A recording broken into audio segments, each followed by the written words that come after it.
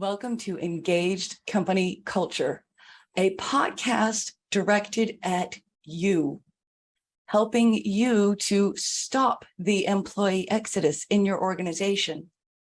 This podcast has 3 different types of episodes. First, you have tips, tricks, observations, stories, research from me, Dr. Catherine Weiberg of Profitable Alignment.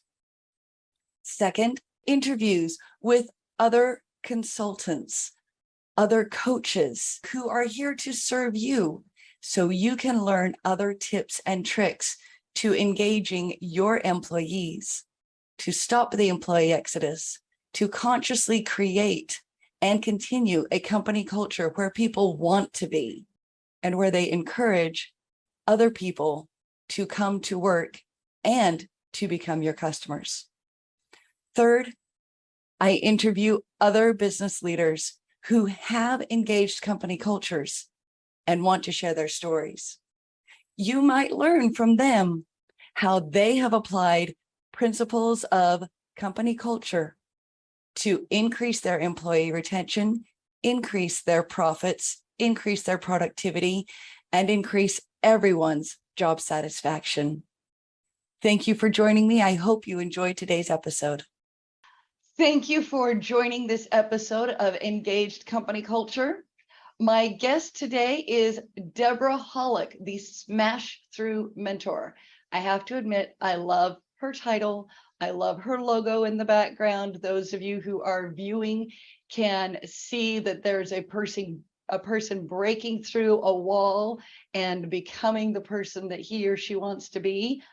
I love that. Debora is a speaker, intuitive consultant, and strategist, trainer, coach, and 2 times international #1 best-selling author. She helps professionals smash confusion, solve chaos, and stop cussing while they are resolving current challenges. Her clients say it feels like receiving a warm energy hug while also receiving a gentle kick in the pants.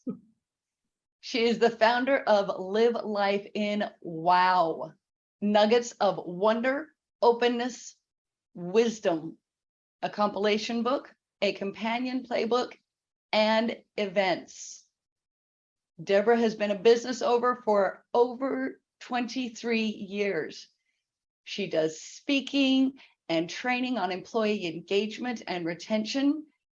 She uses a method that I had never heard of until I spoke with her. It's called Kirlian photography. This method gives management and staff a visual of what thoughts look like, so they have a benchmark to measure their thoughts, because we think in pictures. Debora, welcome. Thank you so much for that wonderful introduction. It's so great to be here with you and your audience. Thank you. We are excited.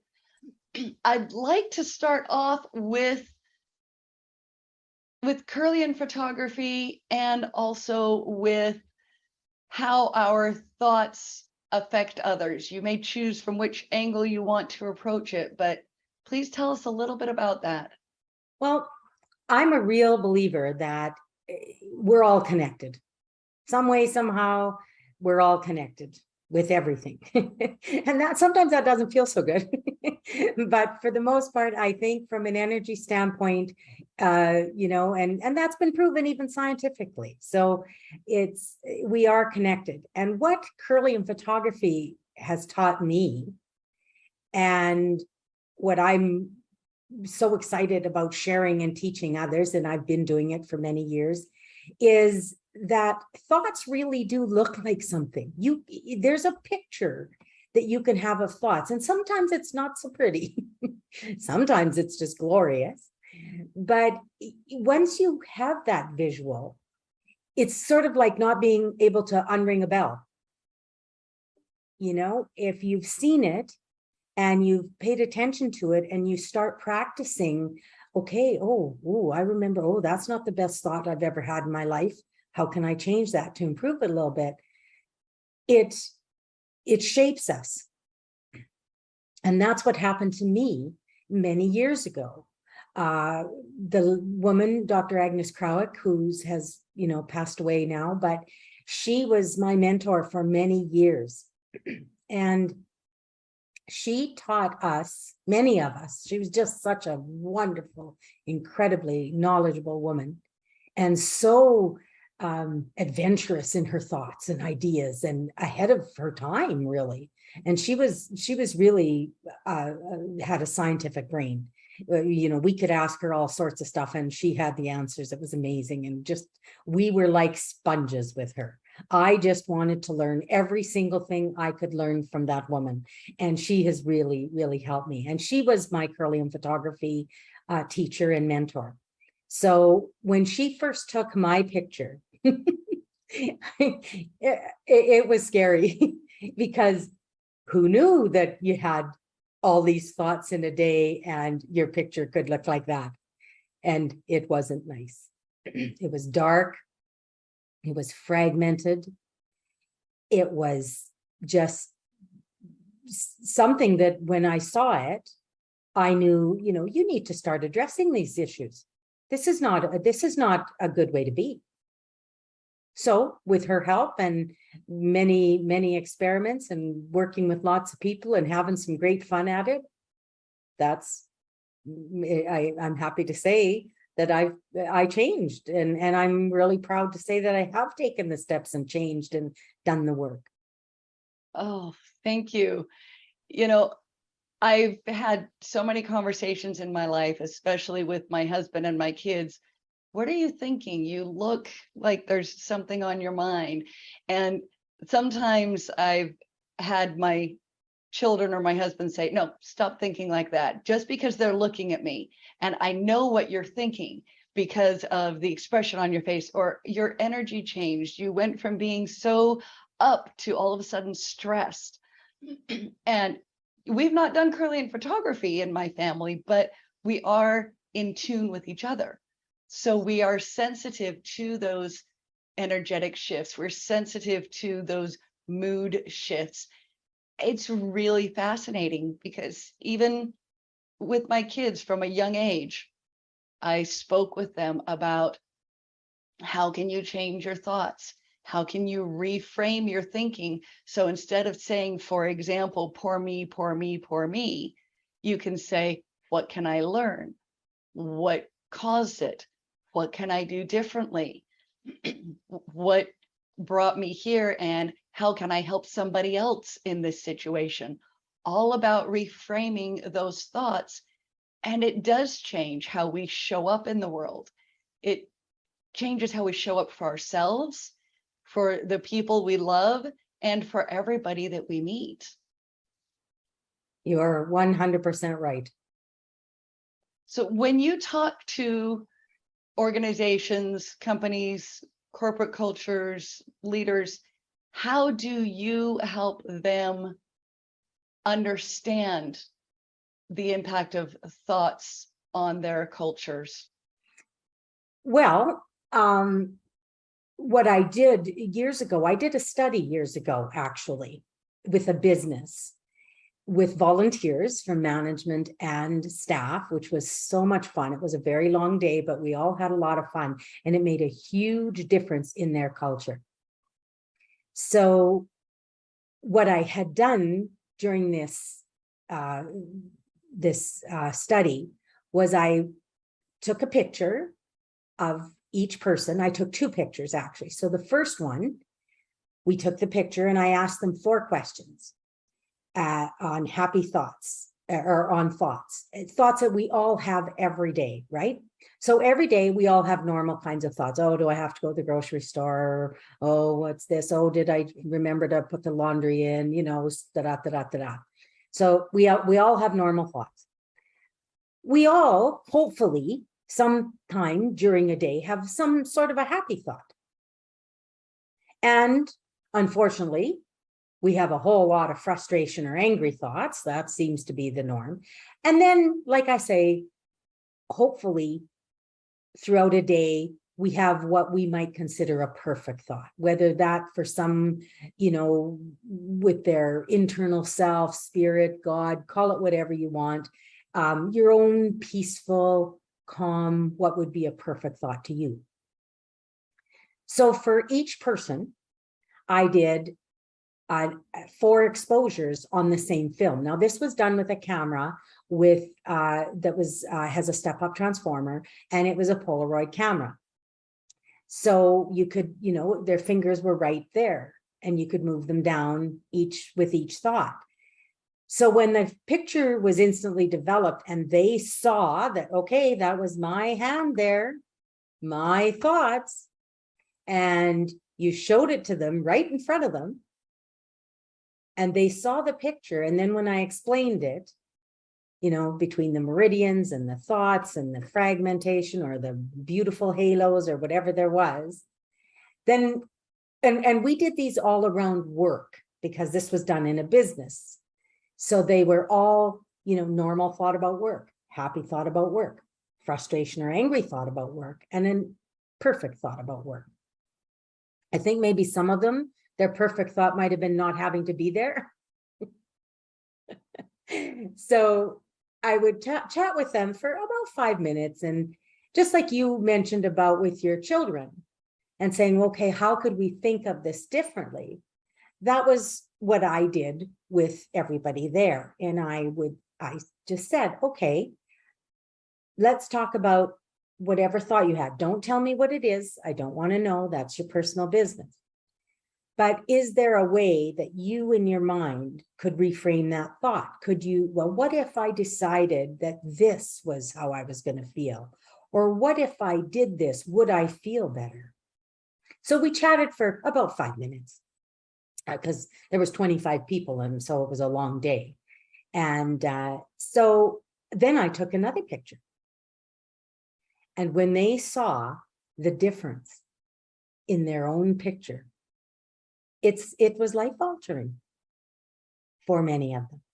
And some of them to this day remember, and it's been many, many years. And some of the people, the few that I, still happen to know, found it life-changing and still have that picture.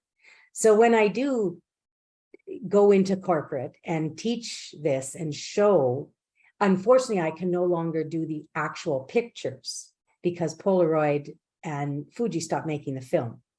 So I can't actually do pictures, but I have many to show. And so whether it's our own picture or someone else's, you still get a visual. And I am working on hopefully getting something digital in the future. So I'm pretty excited about that. Oh, definitely. And for those of you who are listening and viewing, we will have some of Debora's picture samples in the show notes that you'll be able to check out and see some of these differences that she's describing. Especially for those who are listening, we're not doing a presentation share right now because we want everybody to be able to have the same possible experience. So it will be in the show notes and you'll be able to pull it up with some explanation. It's fascinating. It's fascinating. So what do you find most rewarding in your work? Well, when you have something to me that's as profound as helping someone recognize that they are empowered, they're empowered to change their thoughts. And when you have a tiny piece of that, just a smidgen of the fact that you might have introduced that to someone and maybe that they've, chosen to adopt that idea and make those changes. Oh, to me, that's just because the ripple effect is huge.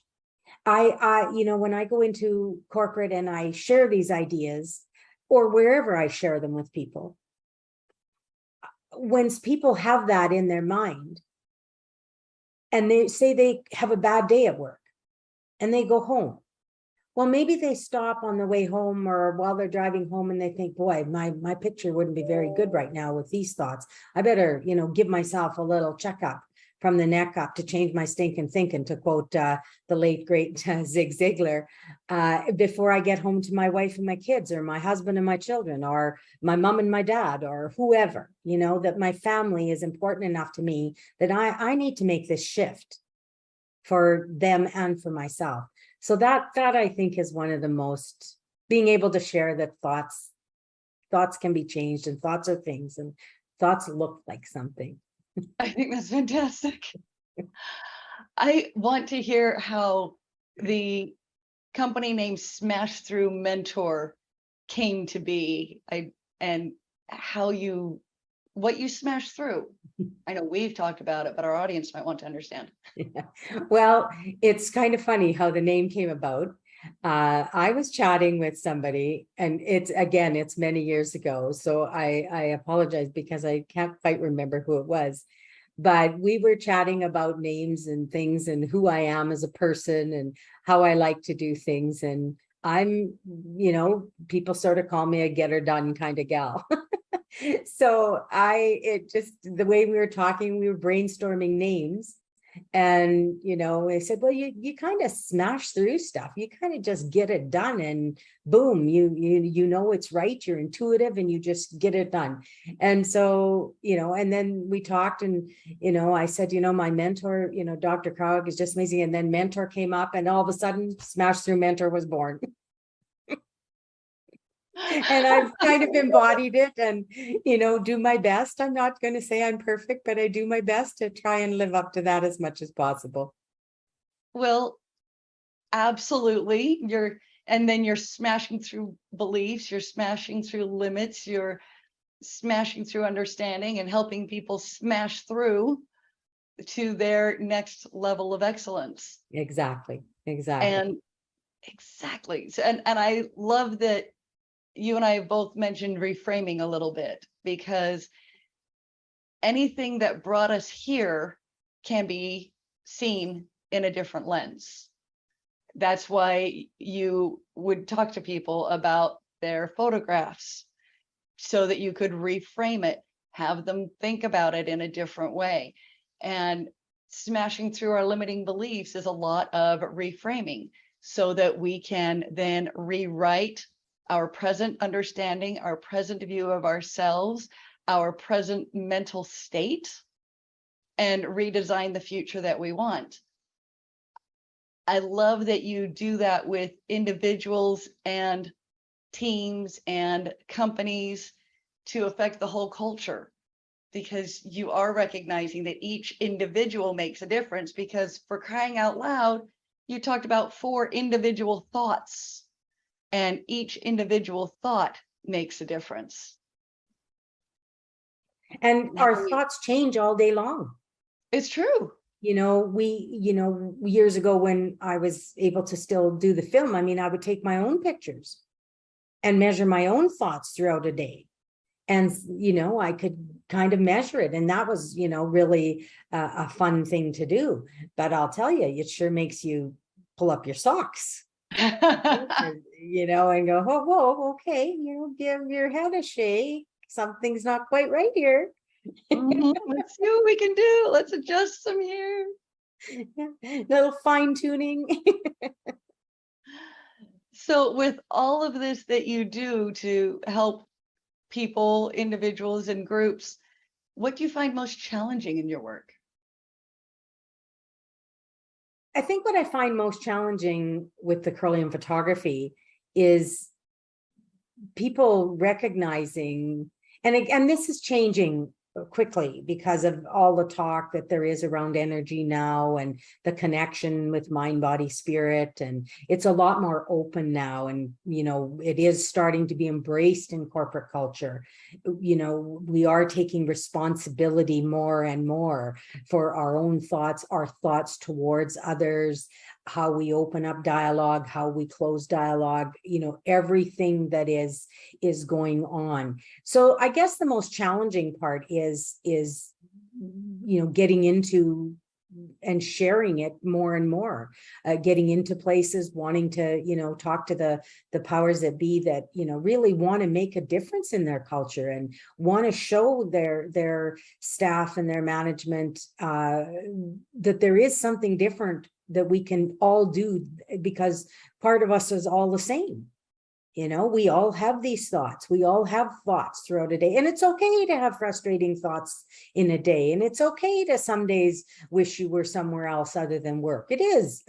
It absolutely is. When you're there, you got to kind of do one of those little shifts and, to make it the best place. And as people recognize that more and more, it gets better and better. So I think that's part of my biggest challenge, is just, being able to share it on a larger scale with people and get people talking about it.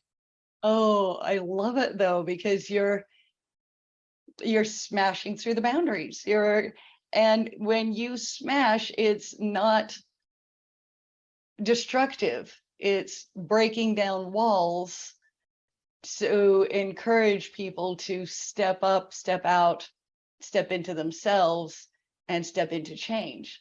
So it's breaking out of their current status quo. It's breaking out of their current limits.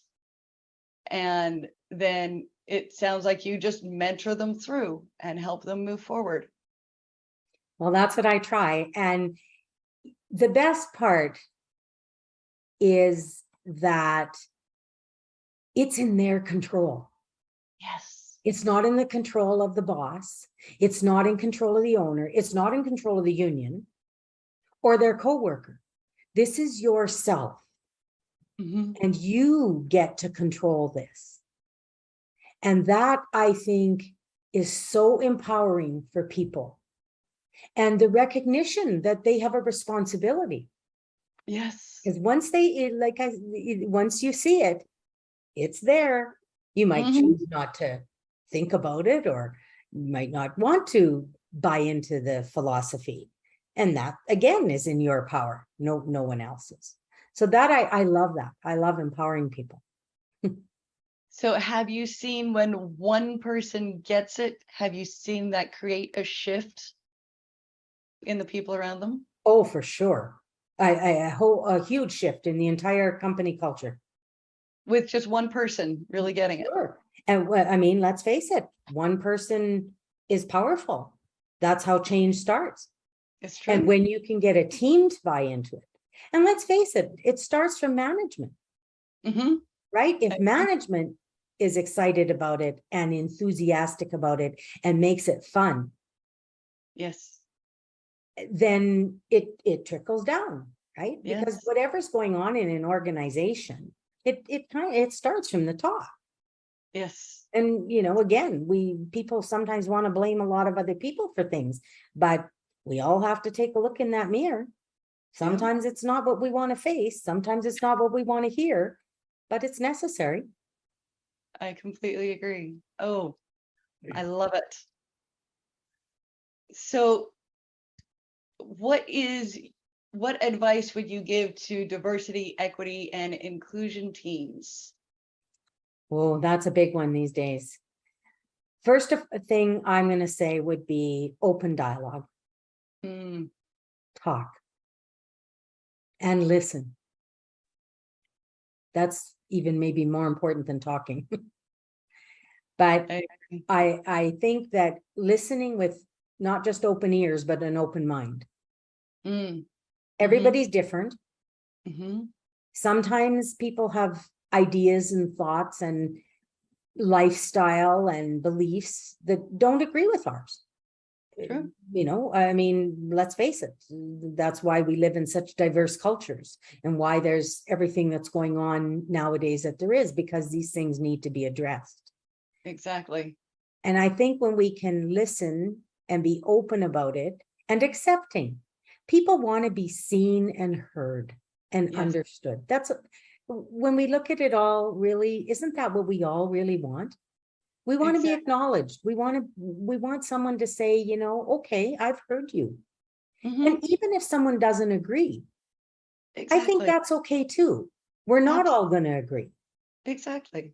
but it doesn't mean we have to condemn, and it Right. doesn't mean that we have to put people down. So I really think that if there's an encouragement of open-mindedness and acceptance, not necessarily always agreement, Thank but just you. healthy dialogue, that I think it would go an awful long way.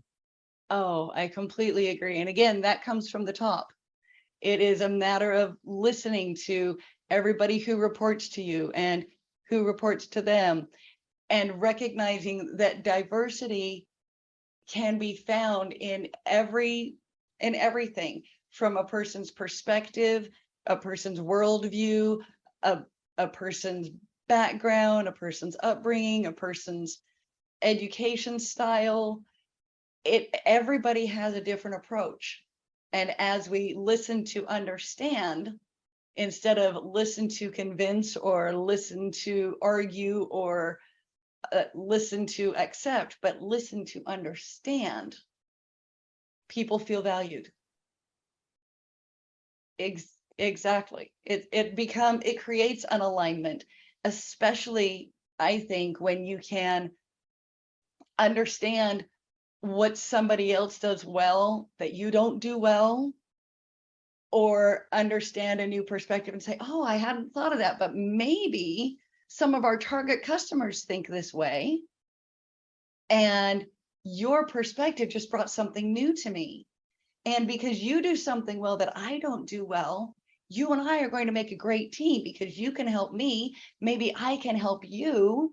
Ooh, look at all of the wonderful things we can do now by discussing our differences, our difference in perspective, our difference in experiences, and just opening up our minds. I had never heard of Kirlian photography. I've been learning a lot of fun stuff. And you didn't think I was weird. Because I enjoy learning as many new things as are out there. And my worldview has changed so many ways in so many things in my lifetime, while still aligning with who I am, just adding to it, that it's fun. It's positively fun. I think one more thing, if you don't mind me adding, Please. Dr. Catherine, is in addition to everything else that we talked about diversity and equality and inclusion, I think it's important for all members on both sides of the coin, whether it's the new ideas and new things being introduced or the old ways, for people to be solution oriented. People who have been stuck in doing things for a long time, it's hard to change. It's hard to change the thinking. And a lot of this stuff is really new to people. And some of it to some people is very scary, because they're feeling threatened. It's true. And maybe they don't even understand why. It's true. So I think if everybody can start with the thing of being solution oriented and understanding oriented, and don't expect everything to be resolved in this one hot little minute. Exactly. And so the understanding has to be from all sides. And I think that's important. Thank you. I really appreciate you adding that. Absolutely. And solution oriented is all about understanding the problems and understanding the people it affects. How can we best help the people it affects, whether it is the internal customers or the external customers? I love that you said internal customers. I teach customer service, and that when I part of what I teach is, you know what, every person you interact with in this organization is your customer. It's true. It's exactly right. I'm all about recognizing that if you have happy internal customers, you will have happy external customers. But internal customers, they will either sour or sweeten the pot of your external customers. So take care of the insides in order to take care of the outsides. You are so right. From our discussion, what is the one thing of most importance that you want people to hold on to and remember? I want people to remember that our thoughts look like something. So they can either be looking really pretty when we're happy and content and thinking good thoughts. That doesn't always have to be perfect thoughts or even happy thoughts. It just needs to be the something better than what we thought before to improve. So that is one thing. And I also want people to remember that really life is wow. We have a lot more wow. And for me, wow and stands for wonder, openness, and wisdom in this world. And I really want people to start thinking that way. Let's look for the wonder. Let's look for the openness. Let's look for the wisdom in every situation, the good, the bad, the ugly, because it's all there for us. Yes. Oh, I love that you came back to that. Thank you. It is amazing. We can find the wonder, the openness, and the wisdom. We can create the wonder, the openness, and the wisdom. We can expand it, take part in the wonder, the openness, and the wisdom. And as it grows from us, then it can grow to everybody we touch at work, at home, in the community, and change who we are, change our company culture, engage the people around us, and really step up and step in. Correct. And by changing company culture, we change community culture. It's true. I mean, who are companies made up of? The people who work there, the people who live in the community, the people who shop in the community, the people who volunteer in the community. That's what communities are made of. So when it starts with corporate, or it ripples out into home, and then it becomes, and ripples into community, it becomes normal. Yes. And when everybody's talking about it, and everybody's doing their best to strive toward that, it's like a beautiful blooming flower that, you know, starts from this tight little bud that you couldn't open it for love nor money, and then it's just unfold, and it's just the beauty of it just comes forth, and people get to enjoy it and share it, and just everything about it. So that's, to me, the ripple effect is just unbelievable. Such beautiful visuals. Thank you, Debora. So what is the best way for people to reach out to you if they want to connect to you, ask more questions, engage your services? LinkedIn is probably one of the best. Fantastic. And of course, my website, smashthroughmentor.com, and I'm on Facebook under Smash Through Mentor as well. So you can pretty much reach me in any of those places.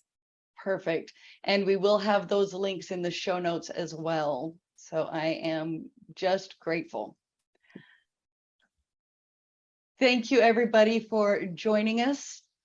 I challenge you to find a way today to consider how your thoughts might look.